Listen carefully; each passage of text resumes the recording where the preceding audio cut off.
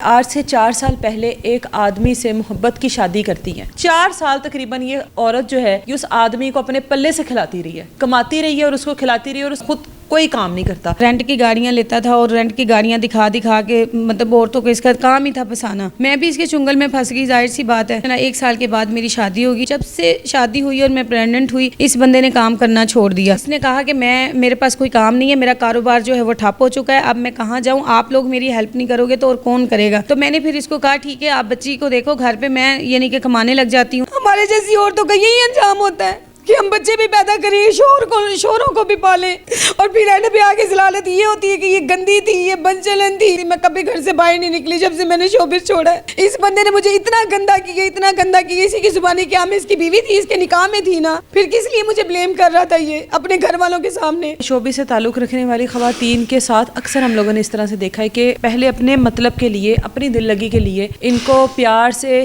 रख तो लिया जाता है, लेकिन उसके बाद ख़ानदानी बीवी इन लोगों को याद आ जाती है और उसके बाद ये अंजाम होता है जो आप लोगों के सामने है। बकौल इसके है ये कि वो ऐसी ख़वातीन को टारगेट करता है जो कि कमाने वाली होती हैं और ख़ुद कोई काम नहीं करता। पिछले 3-4 साल से क्या क्या कुछ फेस किया। अभी इनकी एक बेटी है, बेटी भी इनसे छीन ली गई, फिर किस तरीके से बेटी वापस मिली, बाकी सारा कुछ इन्हीं से पूछते हैं। एक ऐसे आदमी के साथ शादी कर कैसे ली जो आपको पता था कि कुछ करता ही नहीं है?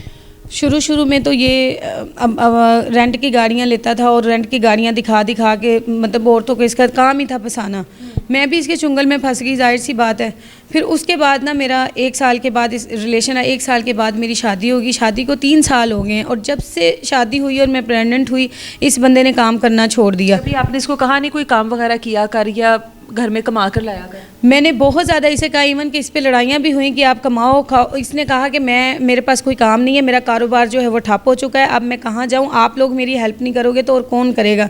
तो इस वजह से इसने ना ये मतलब प्यार मोहब्बत के यानी कि वो दिलासे दे दे कि इसने अपना टाइम गुजारना शुरू कर दिया। और मैं चूँकि अगर ये बाहर कमाने भी जाता तो ये कहता था कि मेरी इतनी वो नहीं कमा सकता, ना मेरे पास तालीम है, ना मेरे पास कोई हुनर है, तो मैं 20,000 15,000 से ज़्यादा मैं कमा नहीं सकता।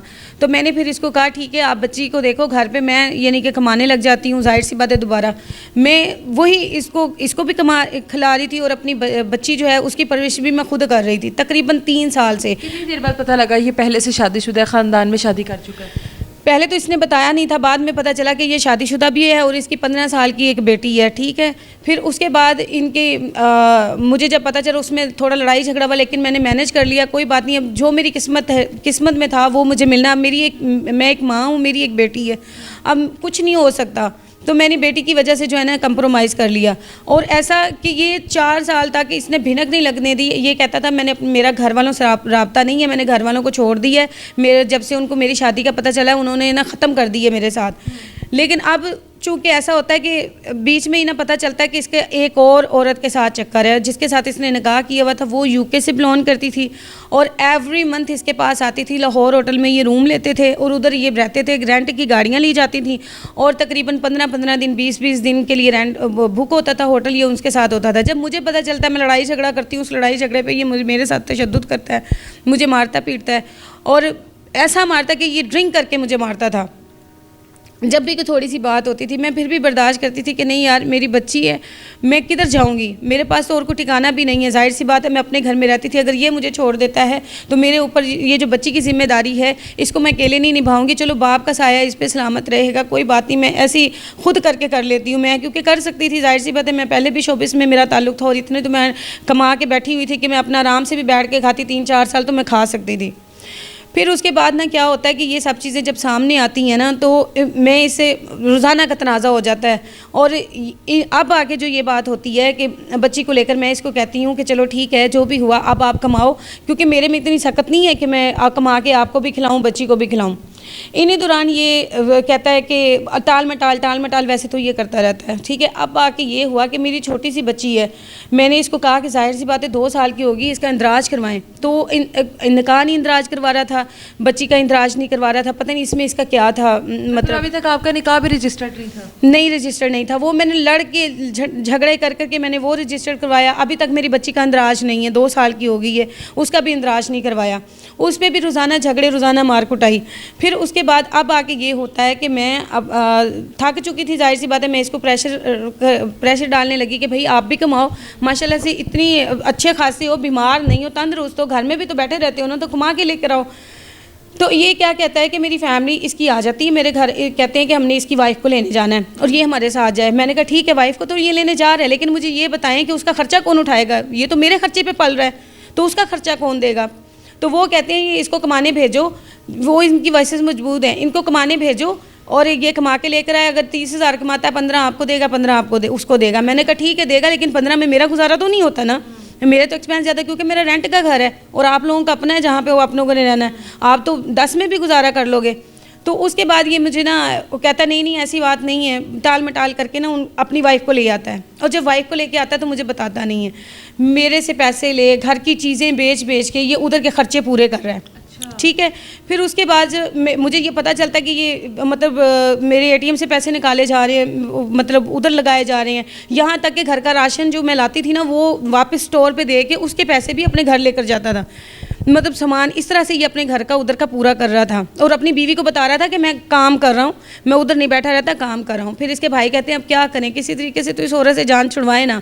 कहता है ये बच्ची को मारती है, बच्ची पे तशद्दुद करती है, मैं मजबूर हूँ, मैं जान छुड़वाना चाहता हूँ, मेरी किसी वजह से नहीं इससे जान छूट जाए, लेकिन मेरी मजबूरी ये है कि इस औरत को हक मेहर जो मैंने लिख के दिया ना वो ले लेगी। कितना हक मेहर है आपका? मेरा 5 मरले का मकान है जो तमीर करवा के देगा, और 5 तोले जेवर है, 5 लाख रुपए नकद है, और 50,000 जेब खर्च है जो हर महीने इसने देना था। इसने कुछ भी नहीं दिया 3 साल से, इवन कि मेरी बच्ची जो पैदा हुई थी वो भी पैसे नहीं दिए। चलो वो तो खैर बर्दाश्त किया मैंने, फिर भी सारी चीज़ें। फिर उसके बाद ये बंदा क्या करता है कि जो मेरी बच्ची के साथ, क्या मेरी बच्ची उस घर की हकदार नहीं है जहाँ पे ये रहते हैं? क्या मेरी बच्ची वो जो इसकी वाइफ है वो इनके ख़ानदानी वाइफ है, और उधर जो बेटी है वो इनकी बेटी जायज़ है और मेरी बेटी नाजायज़ है? उसको उस घर में इसके भाई ने कहा आप ठीक है उसके कहने पे ले आया करो, मैं बच्ची को बाहर रोड पे लेकर बैठ जाया करूँगा किसी दुकान में, तुम घर जाके अपनी बीवी बच्चे को मिल के आ जाया करना, और मैं जो है ना बच्ची को बाहर लेकर बैठ जाऊँगा। मेरा उस टाइम पे मैं जब इनकी वाइफ से सुनी मेरा कलेजा फट गया कि एक छोटी सी बच्ची कि हम बाहर लेकर बैठ जाएंगे और ये जाके अंदर मिलाएगा, तो क्या ऐसे बाप की गैरत गवारा करती आया कि उस बच्ची से इसको प्यार था? कभी इसको उससे प्यार नहीं हुआ। छोटी सी बच्ची को सिर्फ पैदा करने की हद तक था, सिर्फ इसकी मजबूरी थी कि अगर मैं कुछ करूँगा तो मुझे हक देना पड़ेगा इनको। फिर ये अपने भाई को कहता है कि इस औरत को मैं खुद ही नहीं घर लाना चाहता, क्योंकि ये एक शाख से दूसरी शाख पे चलने वाली औरत है। हाँ मैं हूँ एक शाख से दूसरी शाख पे चलने वाली, क्योंकि मेरा कसूर ये है कि मैं इसको खिला रही थी, इसके माँ बाप भी इसको बिठा के ना खिलाते जो मैं इसको खिला रही थी। फिर मैं अपनी बच्ची, ये मुझे मार पीट करके मेरी बच्ची को लेके चला जाता अपने घर में। मैं 3-4 दिन बाद मेरी बच्ची को कुछ पता नहीं होता, मैं इनको फ़ोन करती हूँ कि मुझे मेरी बच्ची का बताओ, बच्ची मेरी किधर है। मैं रात को जैसे पहुँचती हूँ इनके घर जाके दरवाज़ा नॉक करती हूँ, इसका भाई निकलता है मेरे मुंह पे थप्पड़ मारना शुरू कर देता है। पीछे मेरा शोर निकलता है, वो भी मुझे मारना शुरू कर देता है कि यहाँ पे क्या लेने आई हो। मैंने कहा मेरी बच्ची दे दो, अंदर मेरी बच्ची, मैंने अपनी बच्ची लेकर जानी है, क्योंकि मैं इनकी रिकॉर्डिंगें सुन चुकी थी। वकील के साथ इन्होंने बात की कि किसी तरह ना मैं जान छोड़े, मेरी किसी तरह जान छूटे। जब मेरे साथ की थी तब अपने घर वालों से मशवरा किया था, बीवी से मशवरा किया था, तब इनको वो ख़ानदानी औरत याद नहीं आई कि हमारे जैसी औरतों का यही अंजाम होता है कि हम बच्चे भी पैदा करें, शोरों को भी पालें, और फिर एंड पे आगे जलालत ये होती है कि ये गंदी थी, ये बनचलन थी, ये अच्छी नहीं थी। अभी भी आप पूछताछ अगर करें तो कर सकती, मैं कभी घर से बाहर नहीं निकली जब से मैंने शोबिस छोड़ा है। मेरी गवाही उस मोहल्ले वाले भी देंगे। इस बंदे ने मुझे इतना गंदा किया, इतना गंदा किया। इसी की जुबानी, क्या मैं इसकी बीवी थी, इसके निकाह में थी ना, फिर किस लिए मुझे ब्लेम कर रहा था ये अपने घर वालों के सामने। अभी आपकी बच्ची आपको मिल गई? जी मेरी बच्ची उस दिन जो हक मेहर वगैरह या वो सारी चीज़ों के लिए ये प्लानिंग्स कर रहे हैं, प्लानिंग कर रहे हैं कि इसको ना देना पड़े, इसको ना बच्ची का खर्चा देना पड़े, ना इसको देना पड़े, बस किसी तरह ये हमसे खुला ले ले। अच्छा वकील करवाया? जी बिल्कुल, मैंने वकील किया और मैंने कोर्ट में केस फाइल कर दी है। अब बस इतना ही है कि मैं हाथ जोड़ के ना वज़ीर आला मरियम नवाज शरीफ, आप सबकी माँ है, पंजाब की बेटियों की माँ है, आप कहती हैं कि मेरी पंजाब की बेटियों की आप हिफाजत करेंगी, कोई भी उन पे आँच नहीं आने दोगी, तो आप मेरे इस बेटी को, पाकिस्तान की बेटी को इंसाफ दें। मुझे घर लेके दिया जाए, मेरी बच्ची को तहफ़्फ़ुज़ दिया जाए, मुझे मार डालने की धमकियाँ दे रही है ये, मेरे ऊपर सांस से रचने हैं ये, किसी भी कुछ भी हो सकता है किसी टाइम पे, प्लीज़ मेरी हेल्प करें आप।